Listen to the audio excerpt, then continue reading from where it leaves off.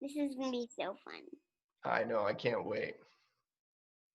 Okay, whenever you're ready. Thank you for talking with me today. I am so excited to learn more about you. Well, I'm very excited to meet you. Thanks for having this session with me today, Anna. You got such a nice smile and a nice shirt. We've already commented on how beautiful your shirt is and your clothes. So many people have. I know. Like 100 people have commented. 100 people? Mm-hmm. It's looking good. Please introduce yourself. Okay, so my name is Adam Purdy. I'm a former Paralympic swimmer. I live in London, Ontario. I'm married and I have 2 kids. And I'm now talking to Princess Ana. And you have arthrogryposis just like me. I do. I got it. I got the arthrogryposis, the AMC. So I have it in my arms, my shoulders, my elbows, my wrists, my knees, and my ankles. Well, and I had some surgeries when I was younger too. So my hands are clubbed too, like yours. Mm-hmm. And I'm affected in my wrists, my feet, and everything else. But not my shoulders, nothing else. No. No. And I used to wear Only affected in 4 parts. in our arms and our legs. And I also used to wear AFOs just like you.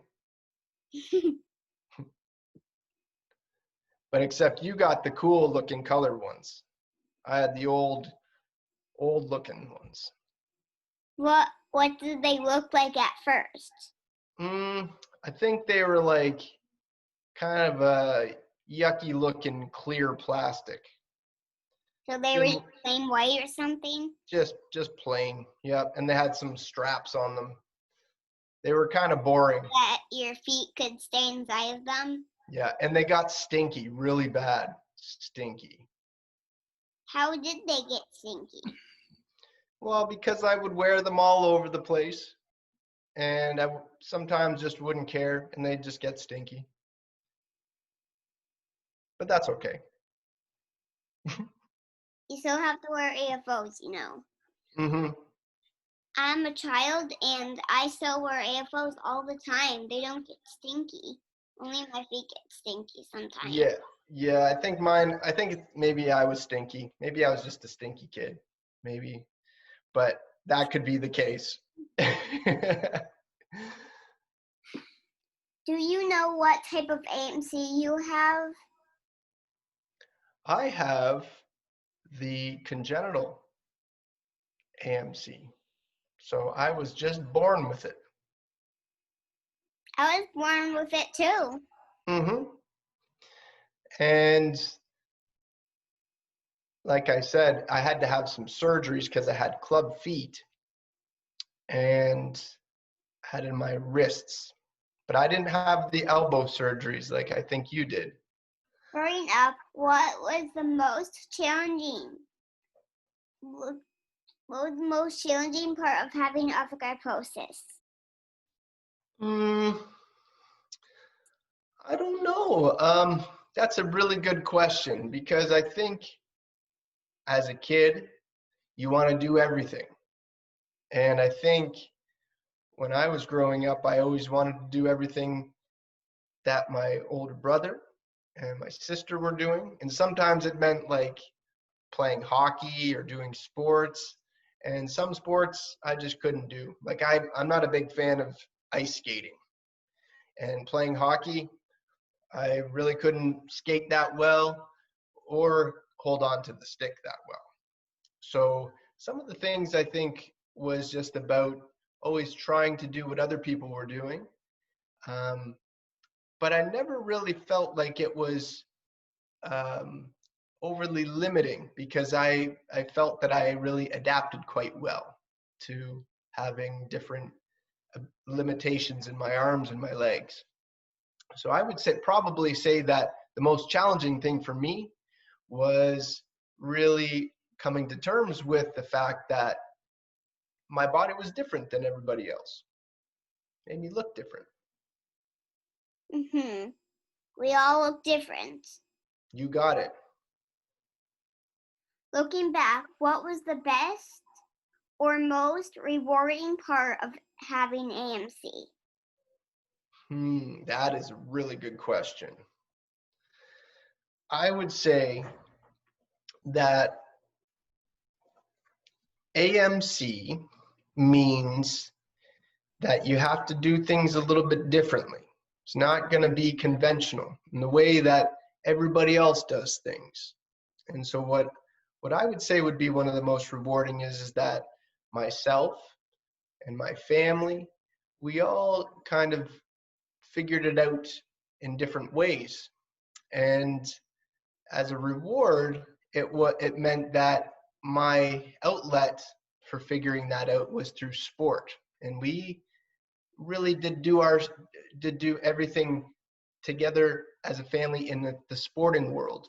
And that means that we would participate in different things together, but mostly around physical activity. So I think what it meant was, and I can't say that if I didn't have AMC that we wouldn't have gone down that path, but it was about being physically active together and the importance of being physically active. And regardless of if you have a limitation in your body, that you can still participate.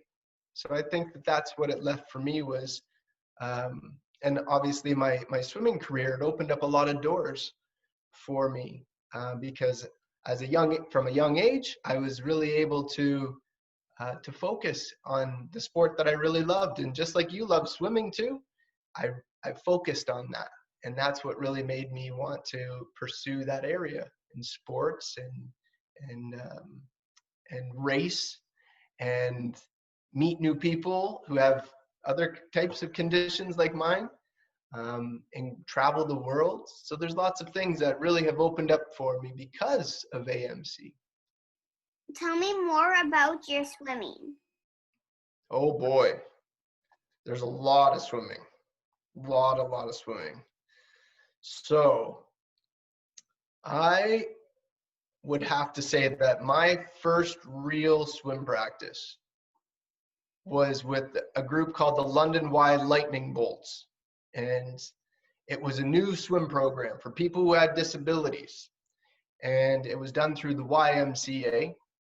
And I was only 10 years old when I first, actually maybe even earlier, 9 years old, when I joined the team. And we went as a team to Windsor, Ontario, which is close to where you are, I think, closer, across the border, to my first swimming competition. And there was all these other people there, all swimmers, swimming together. And everybody had different kinds of limitations. Some were missing both their arms. Some didn't have any legs. Some were blind and visually impaired. And I think for me, that was like an eye-opener to the world that is out there. There's a lot of different types of people, a lot of different body types. And I got to race against these people. And it was really cool. For the first time, I got to see what it meant to be out there in the sporting world and to meet other people who loved to train and loved to swim and participate. But that first meet for me really set my goals in motion. And after that, I really wanted to try to go to the Paralympics. And the Paralympics are the sporting event for people with physical and intellectual disabilities. And after that, I really focused on training, and I joined a swim team. And from that, I went to my first set of games in Atlanta in 1996. And I competed at that event, and I placed 4th in the 100 backstroke.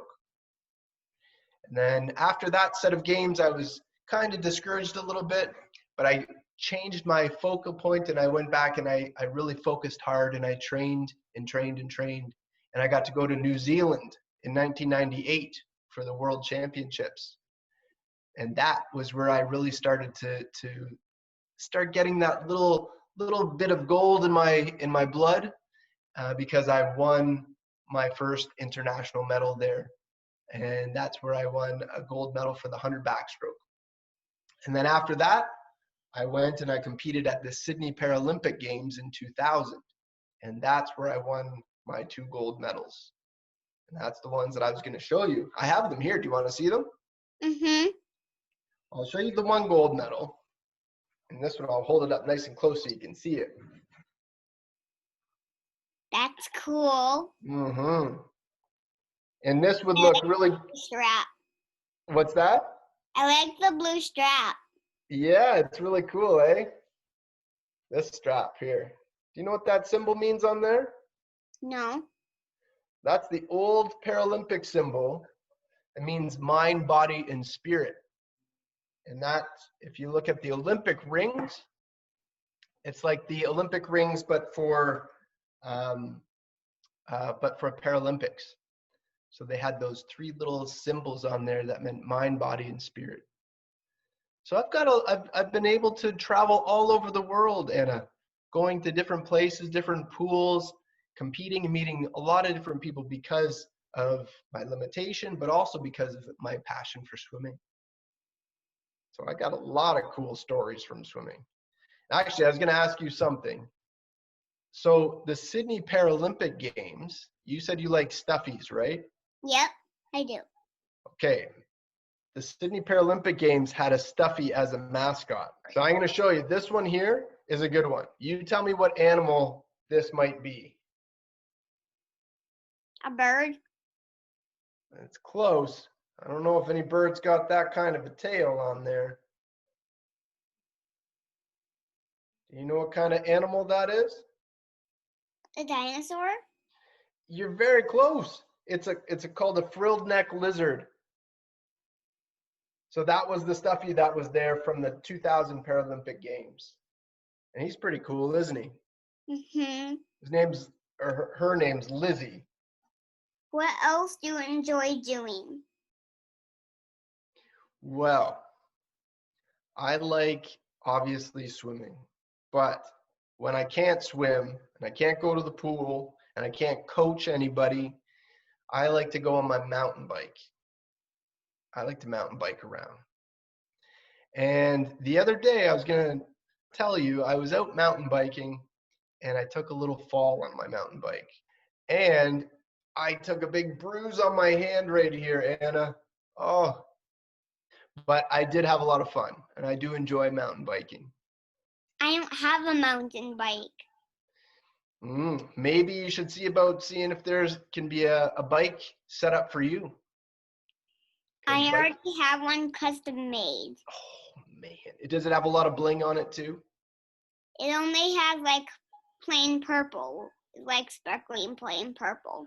Oh man, well we're gonna have to try to find some cool stuff to bling it up for you. Mm-hmm. We could like put silly stickers on it. Yes, and like some kind of handlebar stuff that you can put on there. That would look really cool. And we could there's already some black soft thing that's on the metal handle, so that way I can grab it better. Yeah, there's a lot of new things out there that can help you get good grips on there. What message do you have for other AMCers? I think it's really important for us in this time, now that we have things like social media and we have, I'm pretty much in your house right now and you're in my house right now.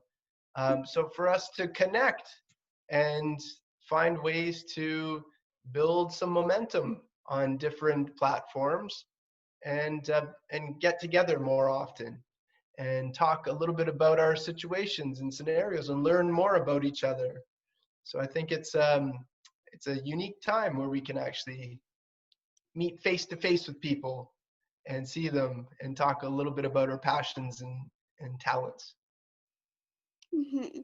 You are such a gem, and I appreciate everything that you're doing for people with AMC and bringing awareness to everything that is about body diversity. You're amazing. So thank you. You're welcome. I've got pictures from when I was younger, and I can see what my parents and my family always say, that it was so interesting having me around, because I was, a character and doing different things at different points in time, and I can see a little bit of that in you. Thank you so much. Oh, you're welcome. I'll see you later. All right, we'll see you later too.